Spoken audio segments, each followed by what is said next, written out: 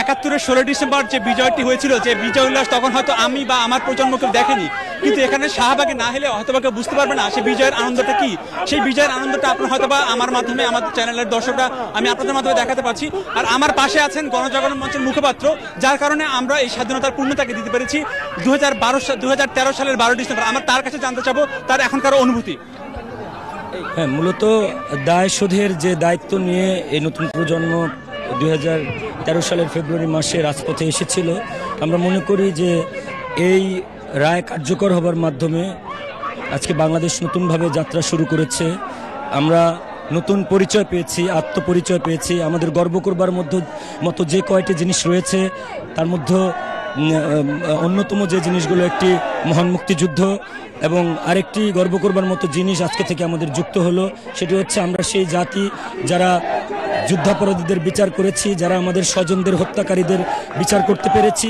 সুতরাং বাঙালিরা, সারা দুনিয়ার বাঙালিরা এবং বাংলাদেশের প্রতিটি নাগরিক আজকে থেকে তাদের নতুন আত্মপরিচয় যুক্ত করবে এবং তারা সবাই গর্ববোধ করবে বাঙালি হিসেবে, যে যারা আমাদের পিতৃ হত্যাকারীদের, যারা আমাদের স্বজনদের হত্যা করেছিল, তাদেরকে আমরা ছেড়ে দেইনি, তাদের সাথে আমরা আপোষ করিনি।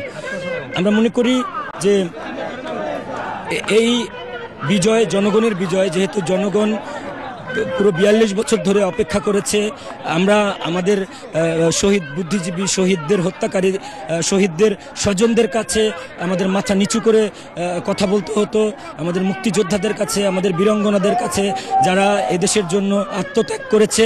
আজকে থেকে আমরা মনে করি আমরা তাদের কাছে বলতে পারবো না, বাংলাদেশের মানুষ কোনোভাবেই এই যুদ্ধাপরাধী, যারা হত্যাকারী, গণহত্যাকারী, যারা ধর্ষণ করেছে, তাদেরকে বাংলাদেশে ঠাঁই দেয়নি।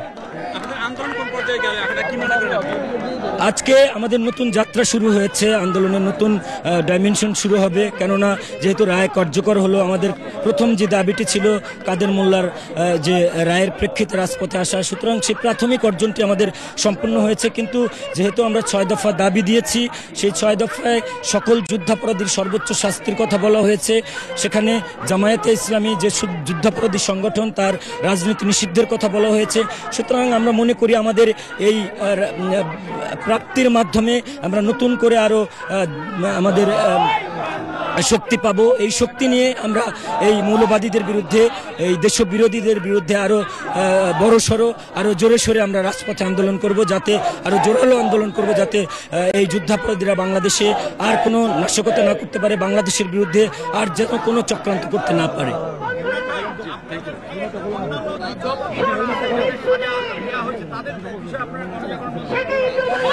আমরা মনে করি যে আজকে যে রায় কার্যকরের যে দৃষ্টান্ত শুরু হলো, এই ধারাবাহিকতায় অন্য যে রায়গুলো দেওয়া হয়েছে ইতিমধ্যেই দ্রুততম সময়ে সেই রায়গুলো কার্যকর করা হবে, এবং অন্যান্য যে রায় মামলাগুলো বিচারাধীন রয়েছে এবং যেগুলো এখনও বিচারের আওতায় আসেনি, সেগুলোর ব্যাপারেও দ্রুত পদক্ষেপ গ্রহণ করা হবে।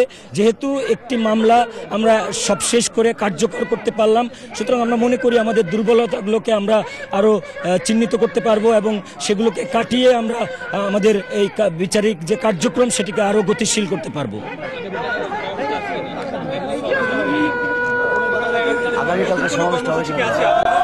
হ্যাঁ, আপনি জানেন যে আমরা ইতিমধ্যেই আগামীকাল শুক্রবার আমরা বিকেল 3টায় শাহবাগে আমরা সমাবেশের ডাক দিয়েছি এবং আমরা আগেই ঘোষণা করেছিলাম এই রায় কার্যকর করবার মাধ্যমে আমাদের যে সার্বক্ষণিক অবস্থান প্রজন্ম চত্বরে, সেটি আমরা উঠিয়ে নেব। সুতরাং যেহেতু রায় কার্যকর হয়ে গেছে, আজকে রাতে আর আমরা এখানে অবস্থান করছি না।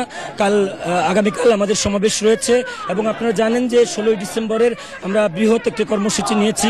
ইতিমধ্যেই আমরা ঘোষণা দিয়েছি, সারা দিন ব্যাপী আমরা দক্ষিণ প্লাজায় আমরা কর্মসূচি ঘোষণা করেছি এবং আমরা আমাদের যে সারেন্ডার টাইম 4:31 আমরা সারা দেশে এবং দেশের বাইরে যেখানে বাংলাদেশিরা, বাংলাদেশের মানুষ রয়েছে, প্রত্যেককে আমরা আহ্বান জানিয়েছি জাতীয় সঙ্গীত গাইবার মাধ্যমে আমরা সেই সময়টিকে আমরা বিশ্বের দরবারে তুলে ধরবার কথা বলেছি। সুতরাং আমরা মনে করি যে আমাদের যে জাতিগত আত্মপরিচয় সেটি আরও জোরালো হবে, বাঙালিরা আরও ঐক্যবদ্ধ হবে এবং নতুন আত্মপরিচয়ে আমরা আরও গর্বিত হব এবং সারা পৃথিবীর কাছে আমরা মাথা উঁচু করে দাঁড়াতে পারবো। পক্ষের সকল শক্তিকে আসার আহ্বান জানান। আগামীকাল যে সমাবেশটি রয়েছে আপনারা জানেন, বিভিন্ন শ্রেণী পেশার মানুষ, বিভিন্ন সামাজিক সাংস্কৃতিক রাজনৈতিক সংগঠন, মুক্তিযুদ্ধের পক্ষের বিভিন্ন ধরনের সংগঠন আমাদের আন্দোলনের সাথে দীর্ঘদিন সম্পৃক্ত ছিল, আন্দোলন করেছি আমরা একসাথে। আমি সবাইকে আহ্বান জানাই, আগামীকাল আমাদের যে সমাবেশ রয়েছে সেই সমাবেশে প্রতিটি সংগঠন, প্রতিটি ব্যক্তি যারা যুদ্ধাপরাধের বিচার চায় এবং সুন্দর বাংলাদেশ চায়, যারা মুক্তিযুদ্ধের বাংলাদেশ চায়, প্রত্যেককে আমরা আহ্বান জানাই আগামীকালকের সমাবেশে তারা অংশগ্রহণ করবে এবং